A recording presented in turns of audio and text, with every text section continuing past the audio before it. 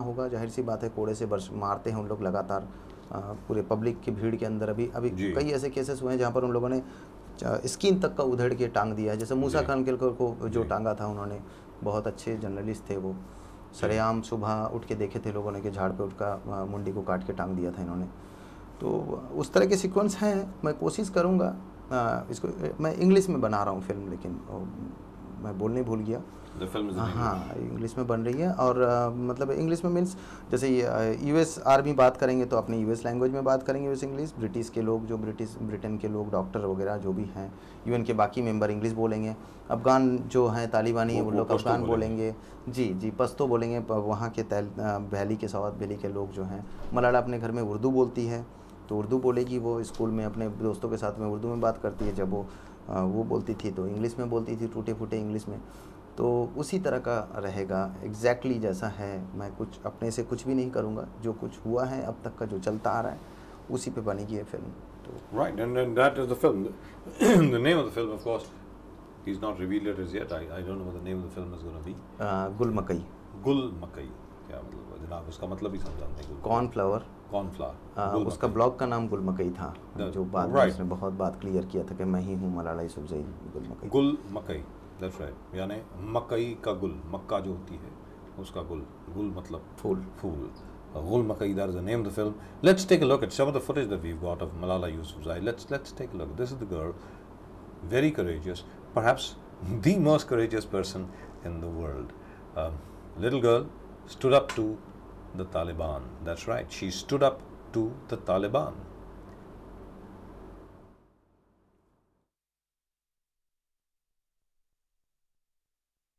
मैं नई नस्ल की तरफ से सियाचिन के गयारी सेक्टर में जो वाक़या पेश आया है और जो फौजी जवान जो जाबाज शहीद हुए हैं, हम उनको सलाम पेश करते हैं, क्योंकि उन्होंने अपनी जान की परवाह नहीं की। वो उस सर्द जगह पे वो गए हैं, वहाँ पे वो हमारे ही दिफा के लिए वो लड़ रहे हैं। और हम चाहते हैं कि हुकूमत जो है उनके लिए कुछ करे। हुकूमत को चाहिए कि वो कम से कम इनके ख़ानदानों के लिए 1-1 करोड़ रुपए का ऐलान कर दे। और अगर हुकूमत ये भी नहीं कर सकती तो कम से कम एक दिन शोक का ऐलान तो वो कर सकती हैं।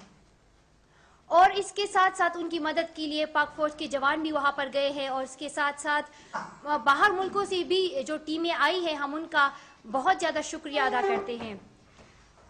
मैं इस वाक़ये के बारे में ये कहूँगी कि ये पिछले 28 साल से ये जंग जारी है और ये एक बेसुध लड़ाई है। इसमें किसी का कोई फ़ायदा नहीं है, बल्कि हम सबको उल्टा इसका नुकसान जो है वो उठाना पड़ता है। हम आज तक पाकिस्तान ने 3000 नौजवानों से का नुकसान उन्होंने उठाया है, और इंडिया ने 5000 नौजवानों का नुकसान उठाया है। मतलब इतने ज़्यादा लोग अगर शहीद होते हैं, और ये जंग जो है ये एक बेसोच जंग है, इससे कोई फ़ायदा नहीं होता। तो हम चाहते हैं कि दोनों मुल्कों के बीच अमन कायम हो। हमारे दिल में भी अमन की आशा है। हम चाहते हैं कि दोनों ममालिक जो है वो अमन से रहें, और ये मुल्क आज़ाद ही इसलिए हुए थे कि ये अमन से रहे, मोहब्बत से रहे, और इनके बीच इख्तिलाफात ख़त्म हो जाए। लेकिन अगर आज दोनों ममालिक आज़ाद हुए और इनके बीच फिर भी इख्तिलाफ है, तो ये एक इंतहाई दुख की बात है। मैं चाहती हूँ और मैं दोनों ममालिक के अवाम से गुजारिश करती हूँ कि वो हुकूमत पर प्रेशर डाले कि वो अपने फ़ौजियों को वापस बुलाए और अपनी इनकी जो पहली पोजीशंस थी उनको लाके खड़ा कर दे, और सियाचिन के इलाके को इन दोनों तरफ से, मैं दोनों ममालिक से मैं कहती हूँ कि वो इन दोनों इस सियाचिन के इलाके को खाली कर दे, क्योंकि ये लड़ाई जो है इसने हमें कोई फ़ायदा नहीं दिया, बल्कि उल्टा नुकसान ही हमें दिया है। और अगर हमने सुना है कि इस पे पाकिस्तान 1.5 लाख रुपए रोज़ाना खर्च करता है, और 1.5 करोड़ रुपए खर्च होते हैं पाकिस्तान की, और 5 करोड़ जो है वो इंडिया खर्च करता है। तो अगर यही पैसे अगर हम गरीब आवाम की खुराक, उसकी हस्पतालों पे, उसकी सेहत पे, बच्चों की तालीम पे, स्कूलों पे खर्च करें, तो इससे ज़्यादा फ़ायदा होगा। और जंग जो है ये कोई अच्छी चीज़ नहीं है। हम सब जानते हैं कि अमन की क्या अहमियत है, और हम सवात के अवाम ना सिर्फ सवात में अमन चाहते हैं, बल्कि हम पूरी दुनिया में अमन चाहते हैं। और हम ये भी चाहते हैं कि जो हमारे मुल्क के जो लोग हैं, जो फ़ौजी जवान हैं, वो उनको भी अमन मिले, और हम उनकी फ़ौजी हुकाम से भी हम मुतालबा करते हैं कि आप फ़ौजी वापस बुलवा लें। मैं सियासत में इसलिए आना चाहती हूँ क्योंकि हम पाकिस्तान की हालात।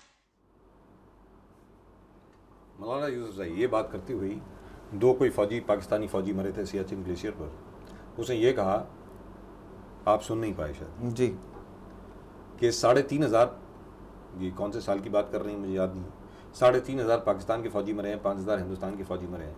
तो ये 8,500 फौजियों के मरने से किसको क्या फ़ायदा मिल गया? कुछ नहीं। अब ये इतनी छोटी सी बच्ची इतनी बड़ी बात कह रही है, डजंट इट, मतलब आपके रोंगटे नहीं खड़े होते सोच के? बिल्कुल बिल्कुल बिल्कुल कुदरती है वो, उसे स्पेशली बना के भेजा गया है, तभी तो हम नोबेल की बात करते हैं कि उसे नोबेल पीस मिलना चाहिए।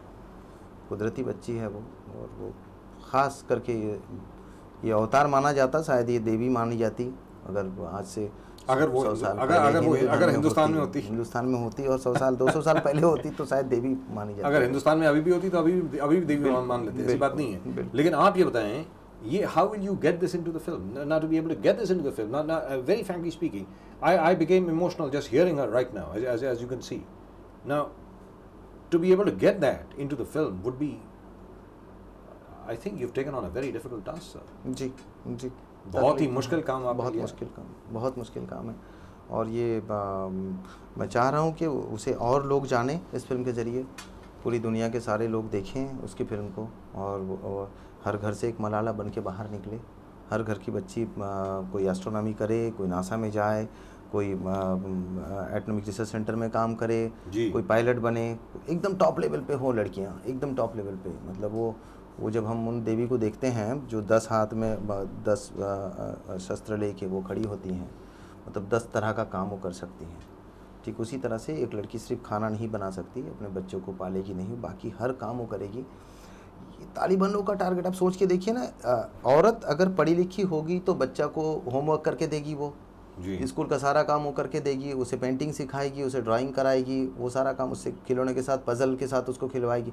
अब वो पढ़ी लिखी नहीं होगी, एक औरत को आप पीछे कर रहे हैं, तालिबान पीछे कर रहे हैं, मतलब वो औरत पढ़ी लिखी नहीं होगी तो उसके बच्चे पढ़े लिखे नहीं होंगे, और बच्चे पढ़े लिखे नहीं होंगे तो वो आराम से समझ जाएंगे कि जिहाद को इस तरीके से जिहाद किया जाएगा, गले में बम बांधो और जाके किसी मंदिर या मस्जिद के बाहर, किसी स्कूल या फिर हॉस्पिटल के बाहर जाके फट जाओ। जैसे गांधी जी कहा करते थे, अगर एक आदमी को अगर आप तालीम देते हैं, एजुकेशन देते हैं, तो आप एक इंडिविजुअल को पढ़ा रहे हैं। अगर आप किसी औरत को पढ़ाते हैं तो पूरी फैमिली को पढ़ा रहे हैं। जी, and I think the Taliban know that very well. हाँ, 100% जानते हैं वो लोग, इस साइंस को समझते हैं, इस मैथमेटिक्स को समझते हैं वो लोग, तभी जाके इस तरह का खेल वो लोग खेल रहे हैं पूरी दुनिया में, ताकि वो अनपढ़ रहेंगी तो आगे शिक्षा बढ़ेगा नहीं, एजुकेशन से लोग पीछे रहेंगे। असल में कोई कुरान शरीफ पढ़ नहीं पाएगा, नहीं पढ़ पाएगा ना, तो बयान नहीं कर पाएगा, समझ ही नहीं पाएगा। औरत पढ़ेगी तो घर में पढ़ेगी, वो लोगों को समझाएगी कि भाई इसका तर्जुमा ये है, इसका मतलब ये है कि हम पीसफुल मजहब हैं, हम बिल्कुल पीस चाहते हैं, हम सुकून चाहते हैं। हरा रंग है, आप समझिए ना, हरा रंग, लाल रंग होगा क्यों नहीं, मतलब विद्रोह का रंग होता, हरा रंग उन्होंने चूज़ किया प्रॉफिट ने, तो कोई तो वजह होगा, हरा सफ़ेद इस तरह के रंगों का जहाँ पर इस्तेमाल हुआ, जहाँ पर काबा शरीफ का चादर हरा रंग का हो, वहाँ पर कोई मुसलमान कैसे सोच सकता है, खुद मुसलमान जिसको वो खुद बोलता है कि भाई मुझे लाल रंग, मतलब लाल ही लाल कर देना है पूरी दुनिया को, खून खून खून मार देना है, इतनी सी बच्ची को गोली चला दी है। तो और ऐसी होनहार बच्ची, ऐसी होनहार वो उनके लिए मतलब एक ज्वेल है, उसको आगे बढ़ाना चाहिए, उसको ऐसे हथेली में रखना चाहिए कि तू और पढ़ ले, तू और कुछ कर ले, पूरी दुनिया में कुछ कर ले। पता नहीं कैसे हैं। एक इतनी प्रतिभाशाली होनहार बच्ची, उसको जाकर के आपने गोली मार दी, दैट्स हॉरिबल। और मतलब कितने जालिम हैं। इन्होंने पूछा कि मलाला कौन है, तो एक बच्ची इसके साथ में जो थी उसने बताया कि ये है मलाला, तो उसको भी गोली मार दी है। मतलब ये ऐसा ना लगे कि हाँ हो सकता है ये मलाला हो और उसको दिखा रही कि वो मलाला हो। तो And they said again that in case she comes back we're going to kill her. जी, ये भी स्टेटमेंट आई है कि अगर वो वापस आती हैं तो उनको फिर खत्म कर दिया जाएगा। बिल्कुल। इतनी बुरी बात है और पाकिस्तान चुप बैठा है। ताज्जुब की बात है ना, कितनी ताज्जुब की बात है कि पाकिस्तान चुप करके बैठा। और वो साइन करके देते हैं सुबह मोहम्मद को, जरदारी साहब, कि भाई हाँ आप तहरीक जमात इस्लाम वो संस्था आप ऑन कर लीजिए, और बाद में वही आदमी फिर सुबह मोहम्मद बोलते हैं कि भाई ये जो है ये तालिबानी इलाका है। तो अपने आप को सूफी कहने में उसको शर्म नहीं आती?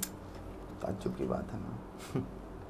Right, and Amjad Khan is making a film on this little girl, this brave little girl who's taught us so much, who is an inspiration to us all. I hope he makes a good film, because if he makes a bad film, we're going to rip him apart. I hope he doesn't make a bad film, because this is a great subject. Thank you. And I hope you will give it the attention it deserves. I'm sure you'll do a wonderful job. All the very best to you, and very proud of you for the fact that you even thought of making a film like this. Thank you, sir. Really and Thank truly you, sir. wonderful. Thank you, sir. Right, that's it. That's all we've got for you on tonight's RKB show. आज के RKB show में सिर्फ इतना ही. आप देखते रहे Metro Network. We'll of course be back with you tomorrow with something else.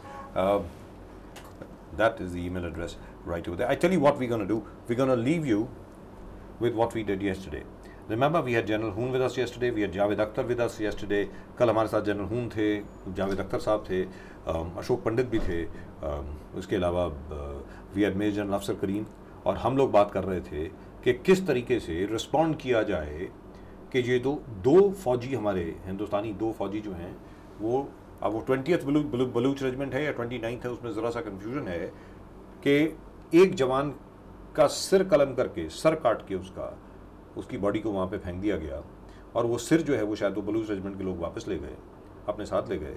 और दूसरा भी जो बच्चा मरा उसको भी बहुत बुरी तरह ज़ख्मी किया गया, बहुत बुरी तरह उसको म्यूटिलेट किया गया. और जैसा जनरल हून बता रहे थे कि ये पहली बार नहीं हुआ है, ये पहले भी हो चुका है. उन्होंने 1965 का इंसिडेंट बताया, 1971 का बताया और फिर कारगिल का इंसिडेंट तो आपके सामने है, सौरभ कालिया का incident. Let's take a look at that again.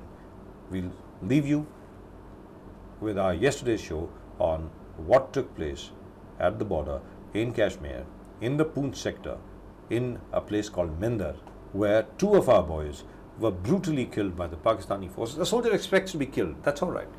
But we're not fighting with swords anymore. We're not fighting with spears and swords and stuff like that. ये बड़ी पुराने ज़माने की बात होती थी, किसी का सर काट के आप ले जाएं.